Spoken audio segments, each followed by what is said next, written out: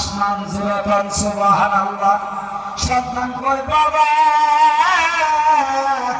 আসমানের চাইতে বড় কি জিনিস আছে? তখন বাবা চিৎকার দিয়ে বলে বাবা রে আসমানের চাইতে বড় আমি যে তোমার বাবা, আমি আল্লাহর কাছে যত নাফরমানি করছি তার চাইতে বড় আমার গুনাহ।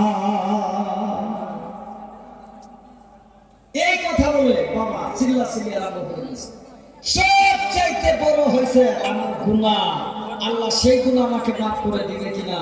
সন্তান বুকের মধ্যে নিয়ে বাবা হাওমা করে কাঁদতেছে, সন্তানের মাথা দিয়ে পানি বয়ে পড়তেছে, আর আল্লাহকে বলতেছে আল্লাহ আমার মতন গুনাহগার জগতের মধ্যে কেউ নাই। জুরাতান সুবহানাল্লাহ।